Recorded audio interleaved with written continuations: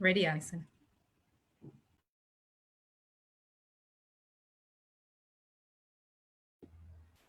Good evening, and we are back for another episode of Corona Conversations for Black and Latino persons. We are your guests. I am Dr. Allison Myers, and we also have Dr. Maya Williams.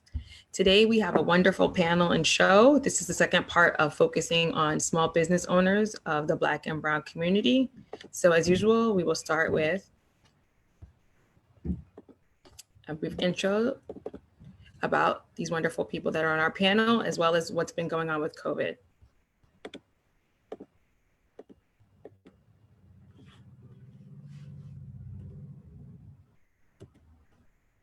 So currently, the total number of cases in the United States of coronavirus have risen. We have 56 million people affected by coronavirus worldwide. And unfortunately, in terms of deaths worldwide, we've lost over 1 million people, but thankfully, almost 40,000 people have recovered. Here in the United States, we have about 11,000, almost 12 million cases of coronavirus, and the rates have been rising exponentially the past few weeks. Unfortunately, we've lost 256,254 people in this country, but on a good note, over 7 million people have recovered from having COVID-19.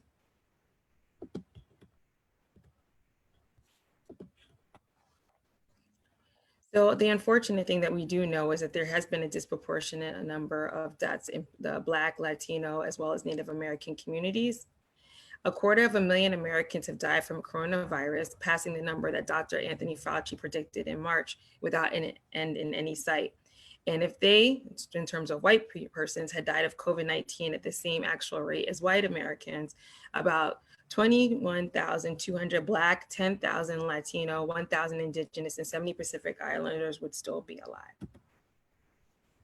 COVID, of course, has had a financial impact on all of us. A lot of businesses have had issues, especially in minority communities, as well as for female owners. And if we look at the people who got funding, emergency funding, which was offered by the government, there was a disproportionate amount that was given to Black and Hispanic owners. And that's why a lot of our businesses were affected mostly. And you can see the greatest loss were Black and Latino business owners, followed by Asians, and lastly by white. But we would actually have to flip the chart to see who actually got the business loans. Most of the loans went to white, followed by Asian, followed by Latinx, and lastly by Black business owners. So what does this mean?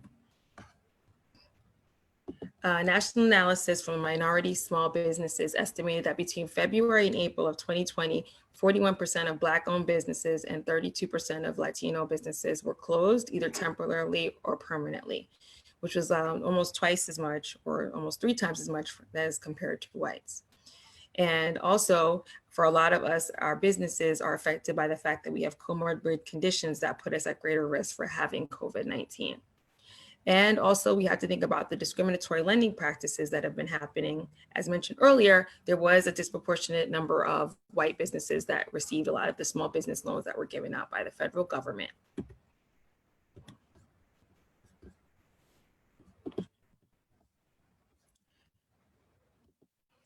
And of course, that puts us most at risk for staying in business, as well as more at risk for disruption caused by the pandemic.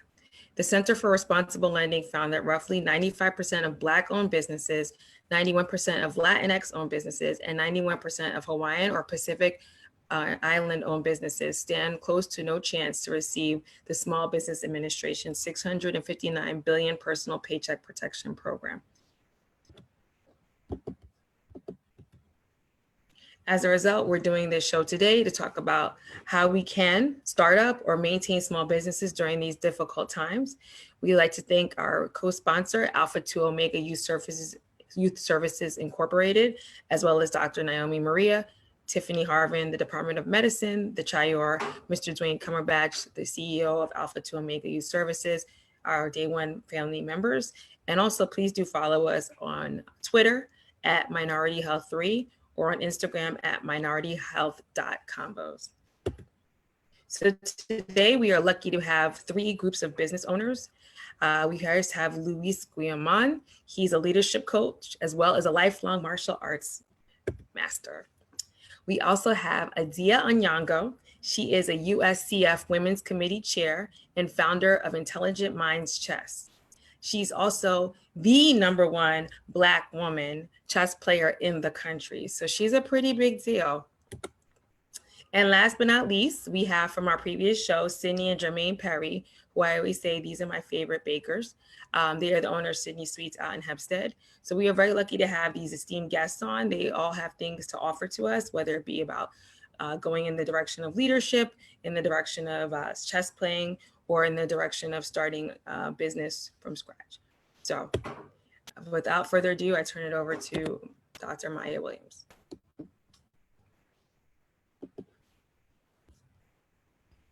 Thank you, Dr. Myers. So before we get started, I would like to pose this question to all the panelists.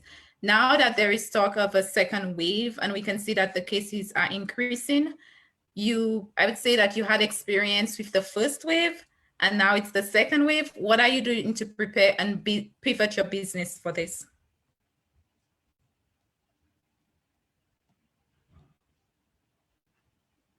And feel free, any of you guys can start off. Yeah, so this is Jermaine from Sydney Sweets. So I think, we don't know what to expect. Obviously, there will be some sanctions, especially in the restaurant industry. We are deemed essential, so they will allow you to operate. We continue to press on with the change and pivot that we made, which was, selling nationally and shipping our goods versus being dependent as a more local-based business. So e-commerce is growing. I think it's just important for all businesses to figure out ways to remotely have their clients have access to their business.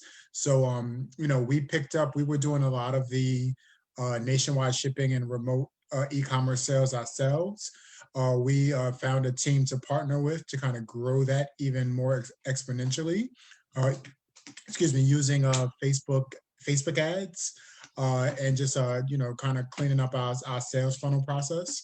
So just expanding, connecting with other small businesses to figure out ways to better reach the clients who will continue to support our business.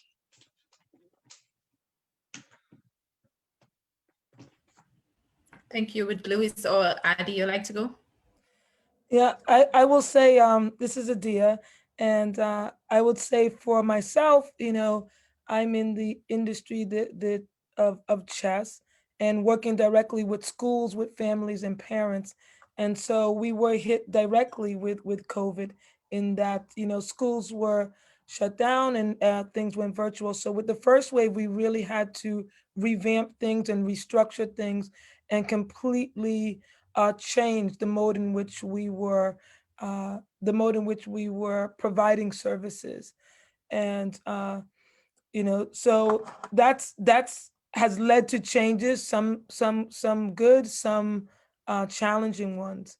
But I would say with the second wave, it's going to be more of continuing to see how we can reach families, how we can reach and work with schools in the current situation. So in our industry, we're fortunate in some way in that chess really does lend well to virtual online learning, and so we have found ourselves sometimes to be a great support to families and communities in being able to provide these educationally enriching activities for young people, breaking up their day. So yeah, so we, with the current situation, just continuing to improve our abilities to provide these services virtually.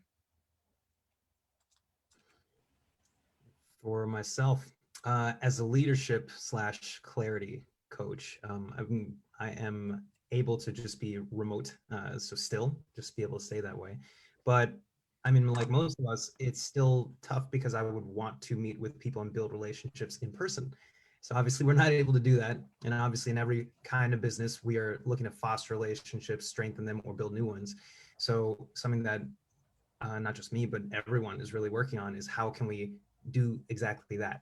Because we can't really hold ourselves back on being able to drum up new business or be able to create new lines of how we're able to affect our clients or potentially, new clients.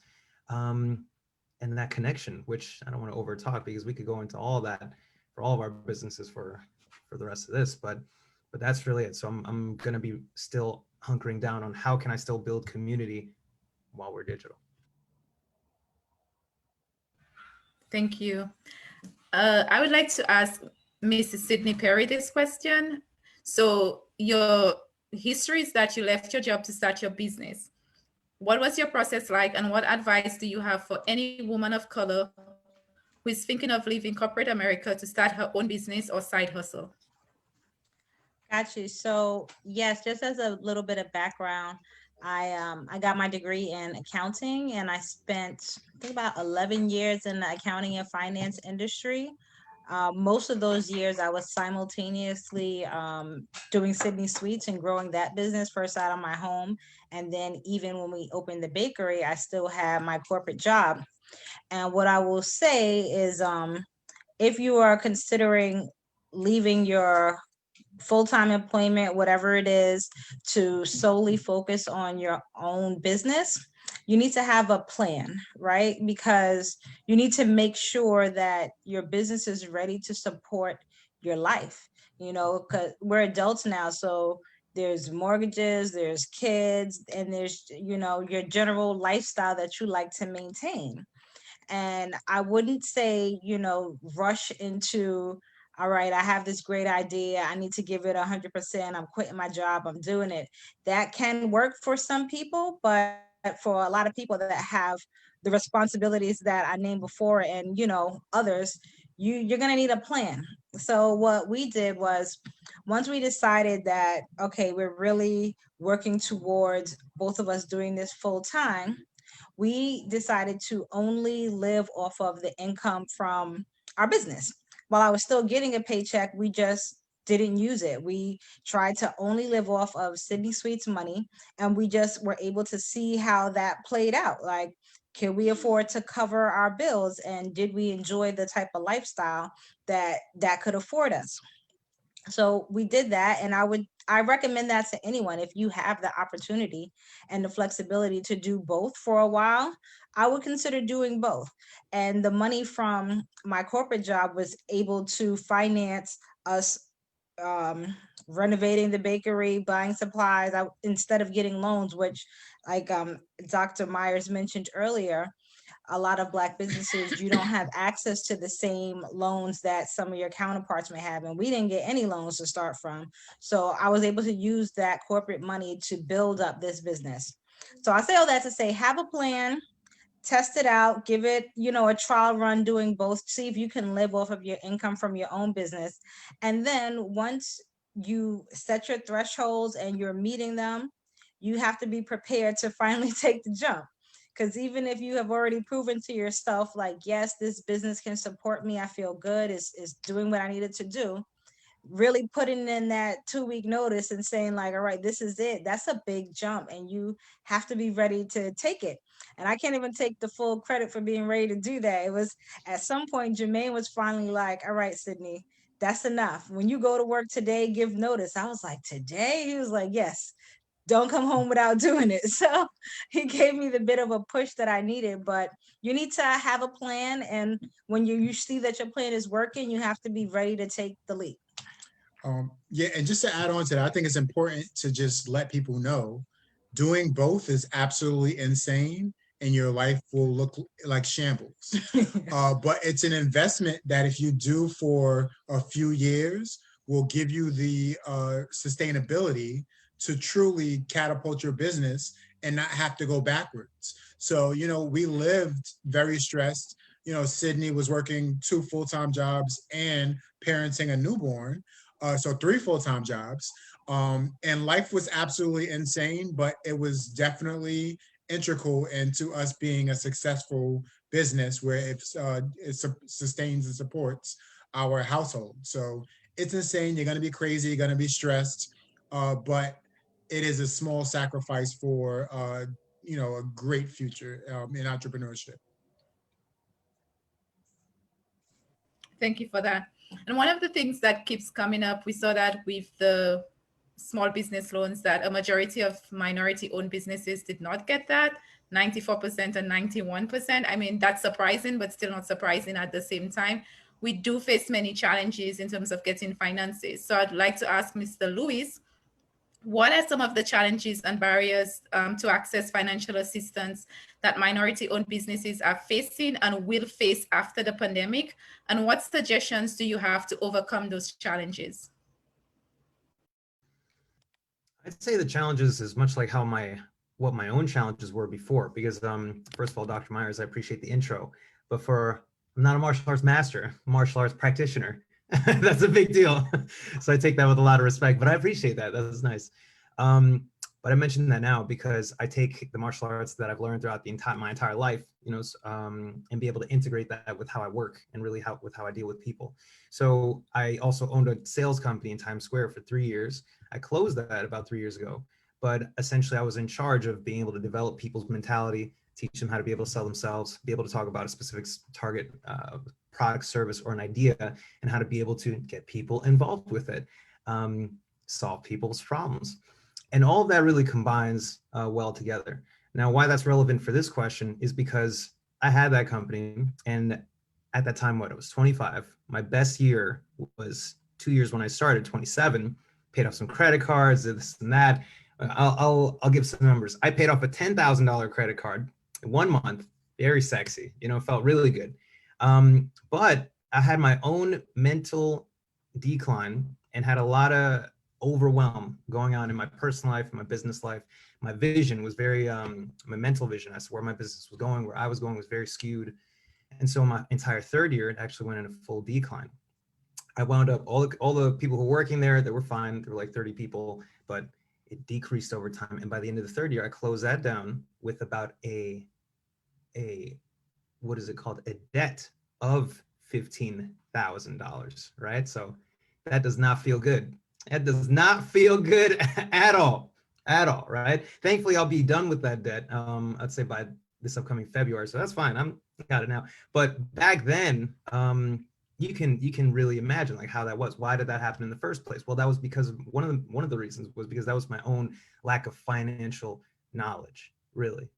I did not take ownership of that, and I did not really get out of my own way into what do I need to do to really prepare myself for what I'm going through and for my future. So for really what I think people can be doing now is having a better hold of what is their knowledge for financial gain, and also to try their best or to do what's necessary to have a handle on their emotions. That's those two things. It's really those two things, right? Finances is always important. Finances are always important. But now, since people are in trouble, a bunch of us are in a tighter spot, now it's a bigger deal, right? It's always a big deal.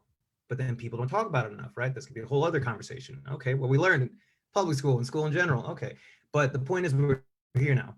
So what people need to do now is just like I did back then. Okay, you know what? It's time to wake up a little bit. So get some knowledge. I recommend a book which is called, I have it.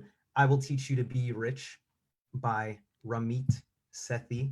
So he goes into how, and actually helped me a lot of my journey for that in terms of what to do with your credit card debt, and in terms of where you can put your finances, how you can start investing, even if you had no idea how to do anything, right? So I Will Teach You How to Be Rich by Ramit Sethi. I recommend that book.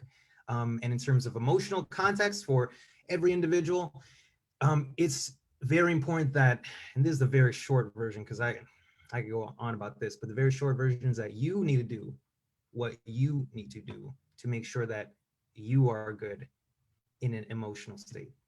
Okay, if you need to take half an hour or an hour in the morning for you, and you need to do whatever you like to do, play your video games, read a book, talk to a friend. If you're having a hard time, understand that a lot of us are having a hard time in our own way. In our own way. And the fact is, we need to be there for each other. And you'd be surprised as to how much similarity there is between us. There's a lot of common ground. There's always, in my opinion, and me as a coach, and me as a trainer, and me as you know, building people, like I have a fundamental belief that everyone has this, there's this thread that connects us all. But the fact is, even now, that's just a common point. A lot of people are feeling some tough times, either emotionally with their business, this or that. So reach out. Or if you're not somebody who reaches out, just like I also was, I was not someone who's used to reach out. Hey, look, maybe I need help. Start getting used to it now. So those are the two biggest things I have that people can take a hold of. Thank you. And I'm happy that you mentioned, you know, finances and debt, because right about now, the pandemic has severely impacted us as not only Black and brown people, but also in terms of the debt that we have. So it was bad before, but now it will take us at least 246 years to ever catch up with a white family. And so this question is for Adia. What can current generations do now to establish generational wealth and build a legacy for future generations? And we know that you are the chess experts. And usually when we think about chess, we don't think about a Black person being in chess or a Black woman being in chess. So how can chess be used as a profession to do that? Example, the use of scholarships for students. Okay, very, very good question. I definitely, you know, within the chess world, you are accurate in that there are not as many people of color, not as many Black women and Black men within the chess profession. And however, there are many opportunities for young people who are interested in chess as an intellectual sport, both within the younger grades, just to grow, and as well as access to universities, to colleges. In fact, there are now a growing number of schools that actually give scholarships, give full scholarships and partial scholarships based on your performance within chess. My advice to young people who are considering a profession in chess is really thinking about it from the business perspective, in terms of growing a business, starting a business within chess. Within chess in the United States, with chess within the United States, you have more opportunities to really grow as a business, to work with families, work with schools, starting programs within the community as well. But you do have to make sure that you have that foundation of how to run a business. So I always stress to young people that they need to gain skills in public speaking, in writing, and in business. If you are interested in pursuing chess, that is great. That is great. But can you run a business? Can you write a book? Can you do some of the things that you're required to do if you want to do it as a profession beyond playing? The reality is that only a small percentage of players are able to make a career with just playing. You know, the top 10 in the world, you know, top players within a country can sustain themselves with just playing chess and being invited to events. But for most of the rest of us, we have to do other things, such as teaching, giving back, building up the community, writing. And so I always stress to young people that, you know, it's very important to also hone your skills in these areas as well. But there are definitely many opportunities for young players, Latino, Black players out there, for them to build themselves within the area of chess, to build themselves up. Thank you very much for that. Did somebody Yeah, else want to Yeah, say Dr. something? Williams, I just wanted to add in to just kind of piggyback off of you brought up the PPP and the disproportionate funding. So while I do think it was our government's role to handle that better, to make sure that all businesses and the ones most affected were offered those finances, I think it's also important for business owners and the general public to understand what really happened. So the banks were put in charge on the distribution of those funds. And, it's important that we understand that banks are businesses as well, and small businesses. So what happened with a lot of businesses were, and this goes to kind of what Louis was talking about, was credit. If you had bad credit or bad relationships with the bank based on fees and things like that, those banks who are businesses did not want to go into a relationship with this financial responsibility that at first wasn't necessarily put out as automatically forgiven. So, a lot of, Black and brown people who are not in strong financial standpoints, these banks said, I don't want to be held with this debt for a business that is now going to be struggling in a bad economy. So that's a lot of what happened with why some of the PPP applications were denied for small businesses in the Black and brown community. So it's very important that as an individual and as a business, that you're on top of your credit, that we're maintaining our spending and prioritizing having our financial situations in order, so that when things like this happen, there's nothing holding us back from getting access. We were fortunate enough to get access to a PPP, but we also had great relationship banking with our banks and had no debt that wouldn't hold us back from receiving those loans. I wouldn't say that we had a stronger relationship. We definitely are not doing millions of dollars where, some of these other relationships where they can make a phone call and say, hey, push my application to the top. But there was nothing that held us back. So I think it's just so important that our community takes finance, debt, credit score, and relationships. Banking relationships that's with anything. That's how personal loans happens, mortgage happens outside of PPP. So we have to now be knowledgeable, understanding that money is access in America. Credit is access in America. And we have to be in position to be in the conversation and be able to walk into somewhere and be able to be inside a level playing field.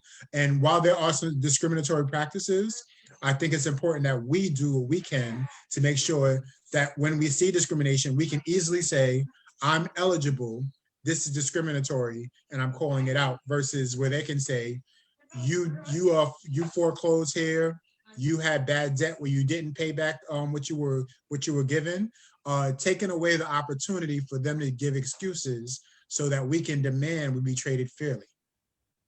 Thank you for that, because I was going to ask you, I want to piggyback off of what you said, but before I do, another great book that I want to recommend to people is called The Color of Money, Black Banks and the Racial Wealth Gap. I recently read that book about a month ago, and it really opened my eyes to a lot of things that you were saying and how it started all the way back from, from the slavery ships, if I have to put it like that. And I didn't know that Bank of America was the Italian bank, or banks for Italian people.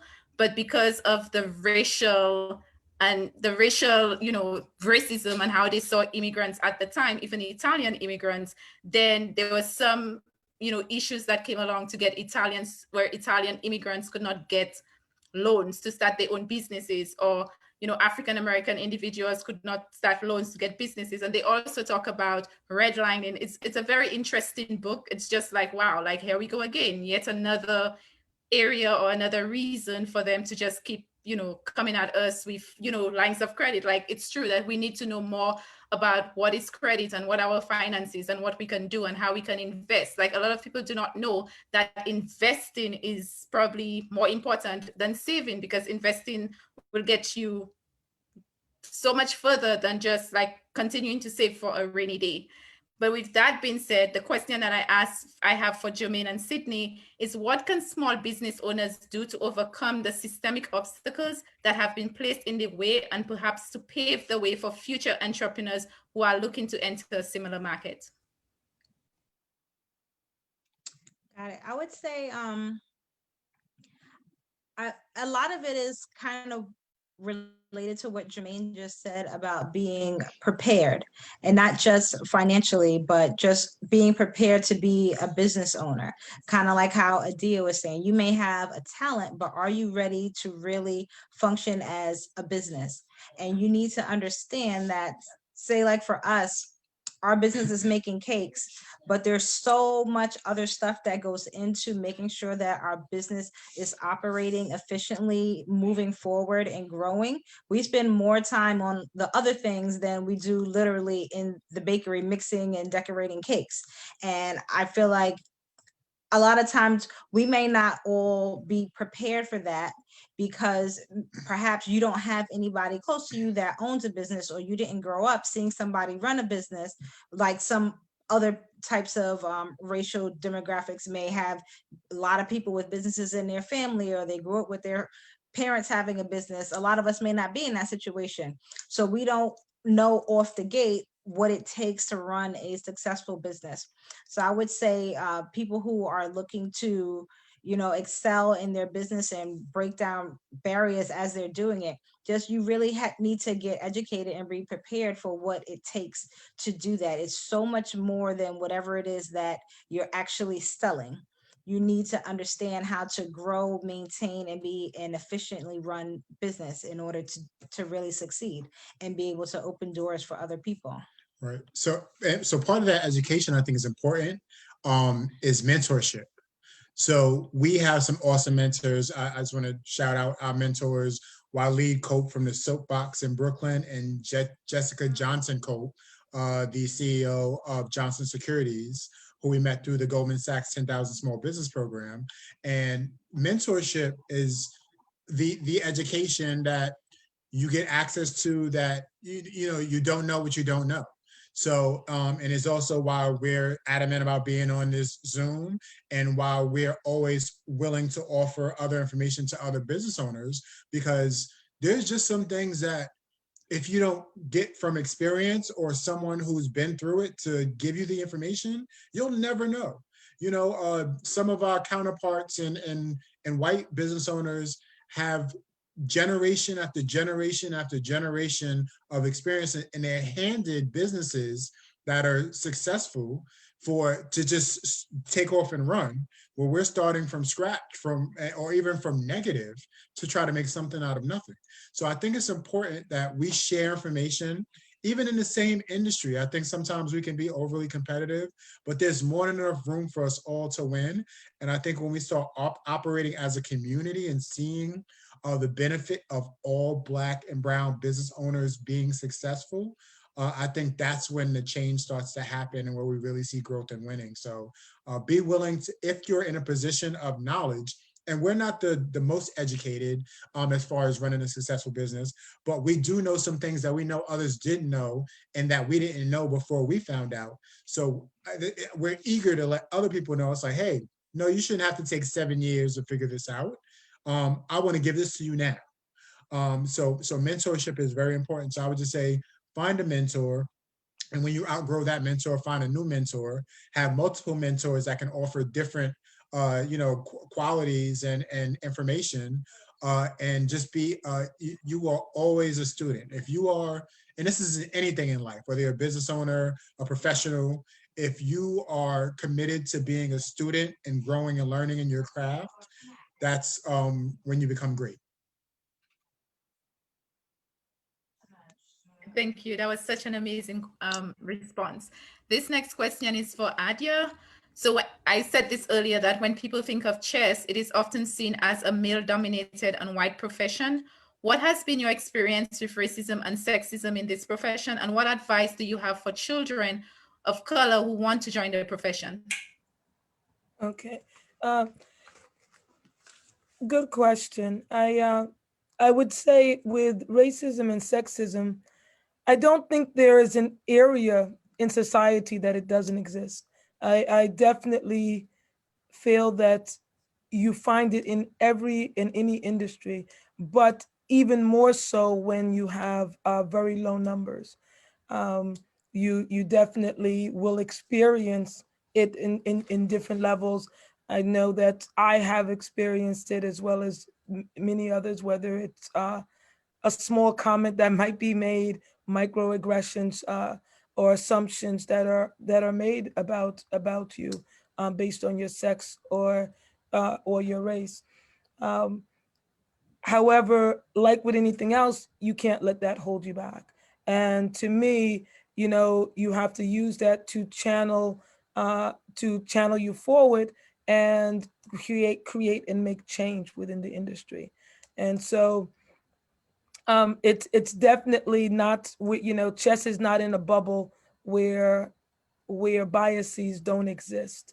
I definitely think that they do. However, we're able to still make changes and push forward. Being aware about these uh, challenges really is important for making changes and making differences. And so for me, it's important to start programs and create programs helping to bring young women and girls into chess, as well as creating programs for people of color as well to reinforce some of the differences, to reinforce and give them the support that they need to be able to excel in the area. So one program that we started some years back was a young master's program trying to encourage young people of color to try to make master before the age of 16, and celebrating them when they do.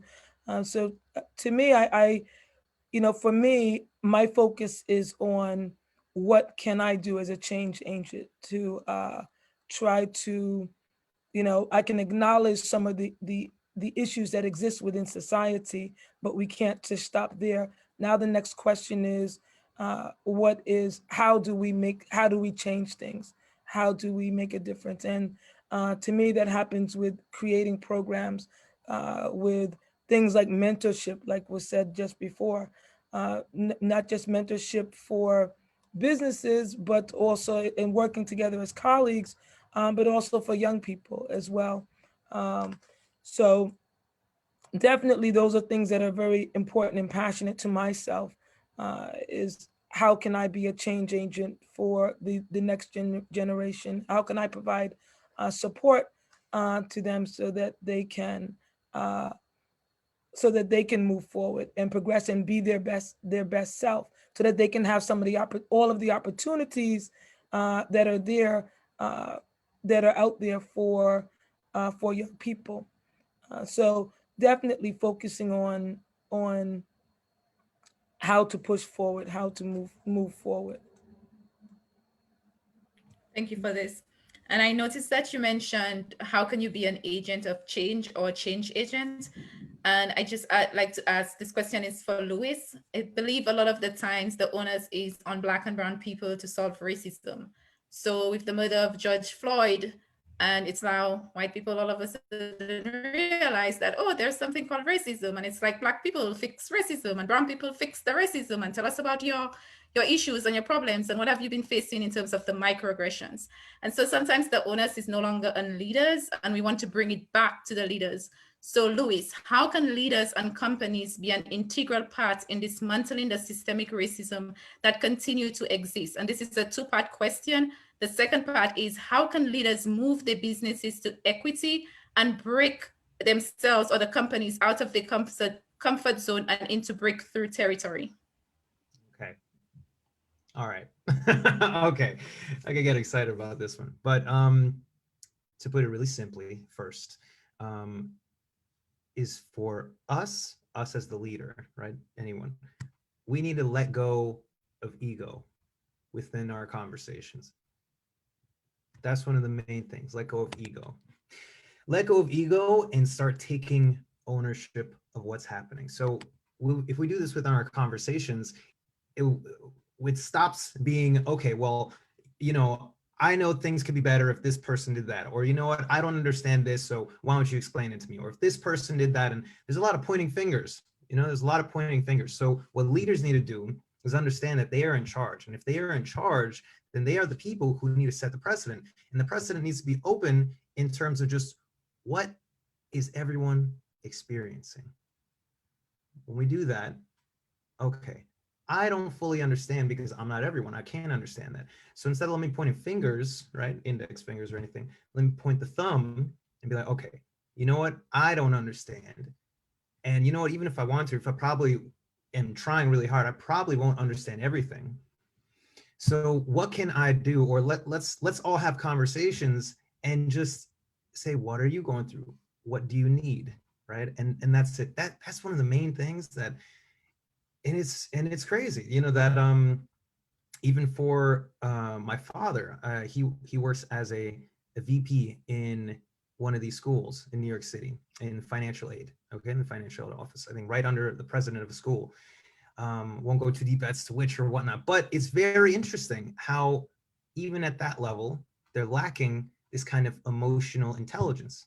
This emotional intelligence, which is basically, said in another way, is, okay, what am I feeling? What is this person feeling? And how can we connect it?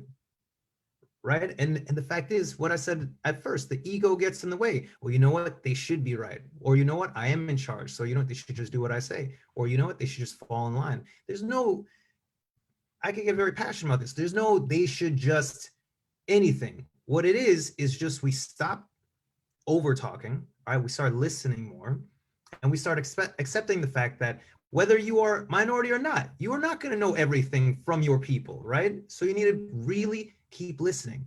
And if things are awry, you know, things go, you know, are a little bit rough, let's say around your office or the mentality of your people, you need to show them that you are there for them and you are taking the ownership, you as the leader. That's really it. Let go of ego, take ownership. One of the last things I want to say about this though is that it really always starts with the intent, the mindset and intention as well, right? So what I coach people a lot on is mindset and discipline, mindset and self-discipline. See, the martial arts stuff comes in. It's discipline. The fact is that we can all do it. We have so much power. You see the people even in this Zoom conference right now, or the people listening, like there's so much that can be done, you know, so much potential. That gets me excited. That gets everyone, what everyone here has said already. It's like they're so supportive and they build community while they're building themselves. So the notion that everyone is able to take ownership, whether or not they're called a leader, that's one of the biggest things right there. That's also one of the biggest points where you could go from being a successful business person or not, right? You take leadership even if you're not the boss, quote unquote. I'm doing all these quotes because those are just words, they're just titles, right? But what's your mindset for it?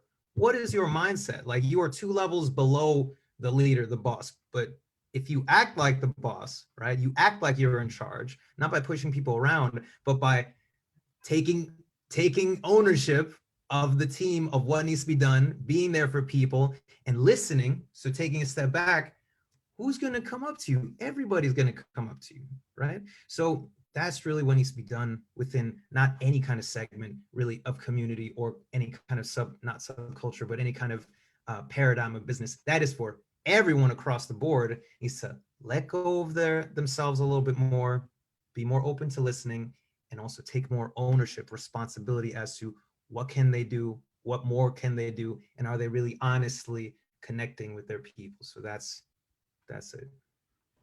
Thank you for that. And that's a good segue into the next question for Sydney Sweets. Why is it important for you to give back and for other minority-owned businesses within the community to also give back? So why is it important for us to say buy Black or support small businesses, small Black-owned and brown-owned businesses? And I believe you touched on that a little bit earlier, but also want to ask what resources are also available for minority-owned businesses to gain capital? Yeah, so I think it's important, you know, that we look at, and while, you know, small businesses give in proportionate, probably less than corporations, I think it's important when we look at why the type of businesses give. So, you know, a business like Sydney Sweets, we give out because we want to support someone who is disenfranchised or we see a need, or we just have a personal connection. Whereas a large major corporation, when they give, it's generally a publicity stunt. So when a large corporation gives, they want to get access into a community, whether it be visibility, they want to get a tax break because they just have to, and it looks good. Why not get publicity from what I'm going to get from a tax break? So when you look at when small businesses give, especially now with the new tax codes, we're not benefiting from what we donate because we don't donate enough. So when we donate, it's truly because we want to give, we want to support organizations that support us. And we also just want to make sure that people who are disenfranchised win, because we also respect that these communities are who support our business. So if we're going to say a small, as Black and brown owned businesses, that it's your obligation as a Black and brown person to support our businesses, it's also our obligation to support our communities. And we just, when communities thrives, business thrives. So when there are resources for children, those children thrive and then become productive citizens that support businesses.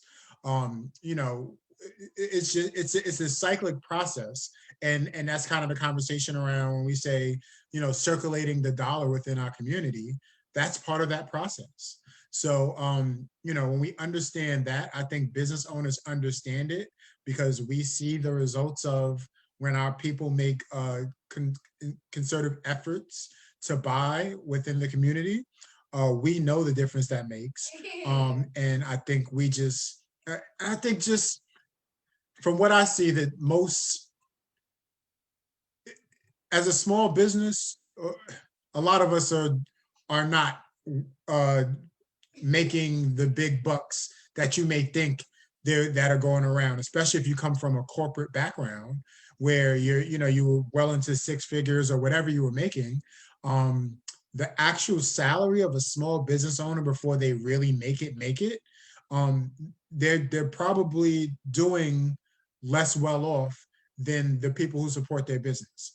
So I think that's also very important to understand, is why it may look like, the doors are flowing and rolling. The average small business owner takes the scraps from the back. So when they give, they're giving probably before they accept a paycheck, or minimizing that and just seeing the value, just because I think they understand the value of community. Well, I'll speak for ourselves. We understand the value of community, and we want to make sure, when we see increase and when we thrive, we want to make sure that the community feels that as well. So that's just kind of how we play it. It's just so one of the things like this year, we're making a large effort. We want to feed people for Thanksgiving. So we're making phone calls to organizations, and we're like, hey, we're consistently feeding people who are doing well.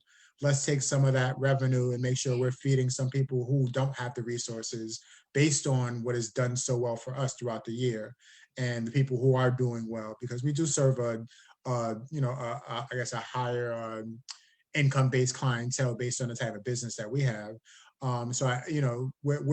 We like to think of it as we're helping our clients support other people as well. So we're taking your money and that you invested in us, and we're giving that back to community. So so everybody's donating and helping the community when you support a small business. So thank you. That's a good segue into the next question we received in the chat about how we can support each one of your businesses. So I'll start with Adia, then I'll go to Luis, and then we'll finish with Sydney Sweets. How can we support your businesses? How can we find you if we want to, for example, get chess lessons for our kids, or get coaching? I probably could take advantage of you, Luis. I probably need some leadership coaching. I really need to stay away from Sydney Sweets, because I've been there multiple times and eaten multiple of their cupcakes. And I could step my chess game up because it's been a while. Adia and I were supposed to have played many times and it hasn't happened. So can you just let the audience know how we can contact you? So Adia, I'll start with you. Definitely. You can find me on at chessconnections.com. Is a website where you can send in your contact information and ask any questions, receive information about the services that we provide. In addition, You can find me on Facebook, Dia Nyong'o, Instagram, Chess Traveler, and email chessconnections@hotmail.com or chessconnections@gmail.com, either one. And definitely we can talk about whether you're interested in private services, private lessons, group lessons, something within your school, something within your community, lectures, simos, etc. It's something that we offer a lot of creative ways to incorporate chess. So here's the website, as mentioned, chessconnections.com. Great, thank you. Okay, Luis. So for me, you can check out my Instagram. That is Luis Guaman Official. LuisGuamanOffiCial. There you go. Also, you can find me on Facebook. That is Luis Guaman, or I might have my middle name in that, Luis Emmanuel Guaman. We could connect. We could have a conversation. I'm revamping my website, so I'll hold off on that. Great. And then, of course, Sydney Sweets. So you can find us on Instagram. It's Sydneys_Sweets, SYDNEYS_SWEETS. And you can also visit our website, which is sydneysweets.com. If you want to show us support, you can go on the website, you can order online. You can, if you're local, you can order for pickup, or if you're anywhere in the country, you can order things to be shipped. You can send gifts to other people, and just ways to support us that are not necessarily you buying something. You can follow us and connect with us on Instagram or Facebook. You can repost something. You could tell somebody to tell somebody else about us. So yeah, thank you for putting our page out. Yeah, and I think for all the participants here, and just in general with small businesses, and how we can support each other, a like, a comment. If you like, of course, we want you to patronize us financially, but if you're not in position to do that, if you just follow us on social media, comment on everything that we post, and for everyone, I'm saying this is how you can support any small business. Post the post to your stories. If you know someone who's in need of our services or another small business's services, share it, talk about it. So that's actually, I won't say more valuable, but I think we take for granted how much sharing and being a mouthpiece for small businesses are. It's integral. So, you know, if you're not in position or don't have the want to support a certain type of business, liking, commenting, sharing, telling other people, those are very valuable ways that you can support a small business that means so much and are so valuable. So I implore people to at least do that.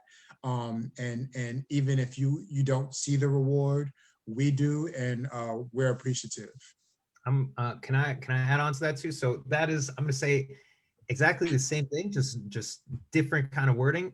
Put our businesses in front of people who you think can benefit, right? You have no idea if you have a neighbor or somebody that you know who's actually into very much sweets, they would want to invest in Sydney Sweets' entire thing, you know, that would be amazing. Or they want to have, let's say, more complexity in their lives, or how to be able to defragment the complexity. You could do that through chess. That would be amazing. And also for, let's say, myself, you would not know, for people who, let's say, need to step into their own power more and be able to have that kind of, let's say, mindset or discipline shift, and then working with me, but get us in front of people. That's it. Kind of want to put in a plug for us as well. Share us with your friends, because people are forgetting that COVID-19 is a thing, especially for Thanksgiving and the holidays coming up. So like us on Instagram, Facebook, Twitter. We try to stay current on social media, but it's a struggle. But still, tell individuals about us and what two dope queens, one from Brooklyn, St. Lucia, and the other one from Queens, is actually, you know, doing. So like us too. Actually, I'm Brooklyn, Queens, but it's all good. And we're also both Aquarians. Yes, and just so people know, St. Lucia is the best island ever, and Brooklyn is the best borough ever. That's it, no argument, the end. Love to I all think these. differ, but I'll stay quiet. I don't know, Dr. Williams, you're gonna lose some followers. I don't know, you're gonna stop. Sure. See, I'm representing my country today. Right, but we also have to big up, we have Dominican Republic represented on the panel today too. And also I gotta rep my people of Barbados, so we can't just only rep one island. Sorry, Maya. Dominican, Ecuadorian. I There you go. tried. Well, technically Ecuador's not an island, but we'll let you rep it, Luis. I'm ready. Okay, we have a couple of minutes left. So if any of the panelists have any last thoughts that they want to leave with individuals who are looking to start a business or, kind of afraid to take the leap or the jump, is there anything that you guys would want to share? I would just say, just understand, I think right now the popular types of businesses are passion projects. I would love to see people of color gravitating in more need-based businesses, and understanding that those type of businesses, if you can do something you love, it's amazing, and I would say definitely go for it. But we look at where our communities spend and how we can be a provider of that service or product so that our money continues to circulate. So whether, of course, there's some disproportion and how you get access to it, but a gas station, or, it's not a sexy business, but a corner store, because our community spends a lot of money in these places. So I think if we can think of where does our community spend money and how can I provide that service, make it better and make it more quality, I think those are some things that I would love to see people getting into. Need-based businesses, versus, the wants. I won't get into too deep into where that grab, but yes, but if we can provide the needs of our community and have those dollars circulate, because a lot of the needs are not being provided by our own people, I think we're going to see some great wins in those strides. Very cool. I'd like to say for people to stop saying I can't. So I can't blank. All right. So I can't really change my situation until I get this loan. I can't really change what's going on until I graduate from XYZ. I can't really do this, or I can't really do that. So that is almost another kind of disease you can say people have, is the lack of belief within themselves. That sounds borderline corny or cheesy, but that's very real. It's incredibly real. For myself, for example, from somebody who years ago was somebody who's not good at sales or public communication or being able to, let's say, go in front of the class and be able to present, right? It's terrible at it. So it's just through hard work, dedication, and falling on my face a lot, and be able to do that, right? Everyone during this time has an opportunity, just like Jermaine just said, that you can actually do something that you love, even if it's something that you don't love, right? But if you are trying to double your income during this time, if you're trying to build more relationships now, if you're trying to make even more happen with your life, personally and professionally, you can do that. If you don't know how, that's all right. That doesn't mean that you can't do it.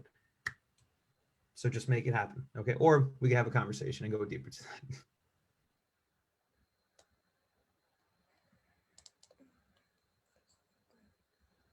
So Adia, do you want to have the final word before I close out?